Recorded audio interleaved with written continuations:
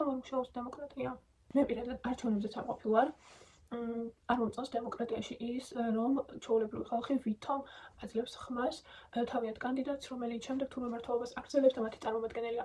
ამას ხომ ითვალისწინებს ამ წარმომადგენლობით დემოკრატია. თუმცა რომ უნივერსიტეტში თუნდაც ლექტორები მოგვიწევდნენ იმისკენ, რომ არჩევნებში წასულიყავით და გარკვეულ წლად ამ პროპაგანდას ეწეოდნენ. მე მაინც არ წავედით და ამას აქვს ორი მნიშვნელოვანი მიზეზი.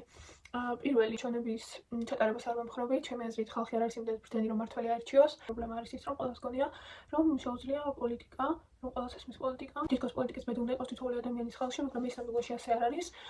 როგორც რა ვიცი, ავად მყოფი ადამიანი ვერ იქნება ყველა ადამიანის ხელში, ის უნდა იყოს ექიმის ხელში, ან იმ ადამიანის ხელში, ვინც იცის როგორ უმკურნალოს, ასე არის სახელმწიფოც უნდა იყოს ისეთი ადამიანების ხელში, რომელთაც იციან როგორ უნდა უმკურნალონ. ხის უმეტესობა რეალურად ყოველთვის არასწორ არჩევანს აკეთებს, რადგან მათი უმეტესობა პოლიტიკურად გაუნათლებელია. მეორე მიზეზი თუ რატომაც არ წავედი, ვინ არ არის ხალხურ ქვეყანაში ასარჩევი, მნიშვნელოვან პრობლემებს არავინ არ ახმოვანებს და არავინ არ არის დაინტერესებული ამით არც ერთი პარტია.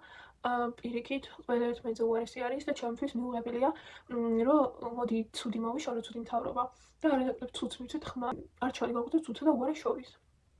მოდი მესამეს დავუმატოთ, თვითონ არ წავედი, რომ არჩევნები არის სრული აფიორა, რეალურად ელიტები იღებენ გადაწყვეტილებას და არა ხალხი ინტერესებს შენ ვინ გინდა, მისთვის შეინტერესებს შენ რა გინდა, შენ ვინ ხარ.